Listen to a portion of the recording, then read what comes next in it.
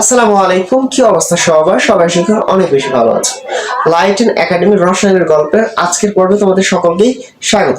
আজকে আমরা যে টপিকটা পড়বো সেটা হচ্ছে জারণ সংখ্যা নির্ণয়। চলো শুরু করি। জারণ সংখ্যার ইংরেজি টার্ম হচ্ছে অক্সিডেশন নাম্বার। এই জারণ সংখ্যা মানে কি?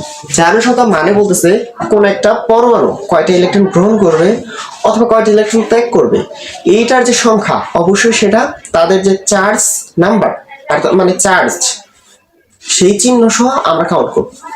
ওকে, তো এই জারণ সংখ্যা নির্ণয় করার জন্য আমাদের কিছু বেসিক জিনিস জানা লাগবে, সেই জিনিসটা আমরা এখানে জানার ট্রাই করব।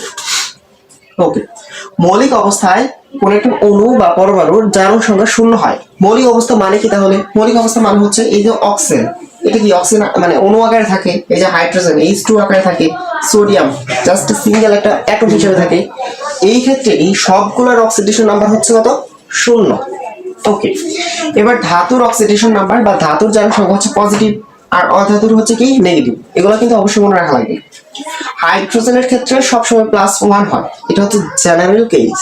বাট ধাতব হাইড্রাইডে অক্সিজেনের জারণ সংখ্যা কত হয়? -1। অক্সিজেনের জারণ সংখ্যা হচ্ছে জেনারেল কেসে -2, বাট সেটা যদি পার অক্সাইড হয়ে থাকে তাহলে সেই ক্ষেত্রে দাঁড়ায় হচ্ছে -1। এখন বলতে পারো পার অক্সাইড কোনটা? পার অক্সাইড হচ্ছে এই যে পটাশিয়াম পার অক্সাইড, হাইড্রোজেন পার অক্সাইড। এই ক্ষেত্রে অক্সিজেনের জারণ সংখ্যা কত? -1। আবার সুপার অক্সাইডের ক্ষেত্রে অক্সিজেনের জারণ সংখ্যা হচ্ছে -1/2। সুপার অক্সাইড কোনটা? এই যে সোডিয়াম সুপার অক্সাইড আর পটাশিয়াম সুপার অক্সাইড। এগুলো হচ্ছে কি অক্সিজেনের ক্ষেত্রে জারণ সংখ্যার একটু ডিফারেন্স হয়। ওকে, এবার আমরা শুরু করি কিভাবে কোন একটা যৌগের থেকে কোন একটা পরমাণুর জারণ সংখ্যা বের করব। আমাদের এই কোশ্চেনটা খেয়াল করো, এই যৌগটার নাম কি? অবশ্যই কমেন্টে লিখো। আচ্ছা, আমি বলে দিচ্ছি, এই যৌগটার নাম হচ্ছে সালফিউরিক অ্যাসিড। এই সালফিউরিক অ্যাসিড যৌগে সালফারের অক্সিডেশন নাম্বার বা জারণ সংখ্যা কত সেটা আমাদের বের করতে বলছে। দেখো তো, আমরা সালফিউরিক অ্যাসিডের সালফারটা বের করব, তাহলে আননোন কে সালফার, তাহলে এটাকে আমরা x ধরি। বাট আমরা কিন্তু অক্সিজেনের জারণ সংখ্যা জানি না, আর হাইড্রোজেনের জারণ সংখ্যা জানি, অক্সিজেনের জারণ সংখ্যাও জানি।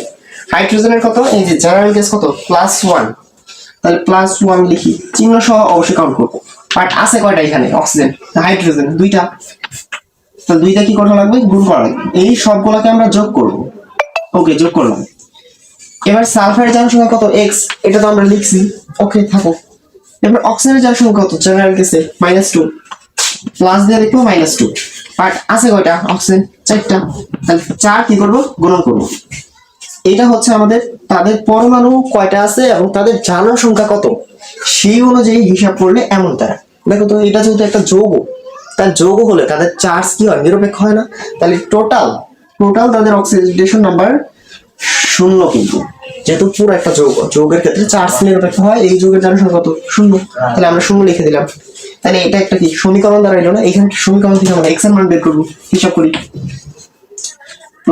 2 1 2 প্লাস x ছিল, থাকো, প্লাসে মাইনাসে মাইনাস, 4 2 8, এখানে কত আসে? 0। বা এখানে যদি হিসাব করি তাহলে x +2 -8, তাহলে কি দাঁড়াবে? -6 না? হ্যাঁ, একটু ভালোভাবে লিখি। -6 সমান কত? 0। সুতরাং x সমান কি? এই যে +6 না? এই যে এইটাই হচ্ছে আমাদের কি জারণ সংখ্যা। x যেন কার জারণ সংখ্যা ধরেছিলাম? সালফার, তাহলে সালফারের জারণ সংখ্যা কত? +6। এইভাবে আমরা যত যৌগই দেওয়া থাকুক না কেন আমরা ইজিলি বের করতে পারবো। তাহলে তোমাদের জন্য একটা বাড়ি হচ্ছে এই যে K2Cr2O7, এটার নাম কি বলতো? Potassium dichromate. এই যৌগে ক্রোমিয়ামের জারণ সংখ্যা বের করে দেখাবো। ওকে, আজকে এই অবধি। সকলকে ধন্যবাদ এতক্ষণ লাইট এন্ড একাডেমি সঙ্গে থাকার জন্য। আসসালামু আলাইকুম।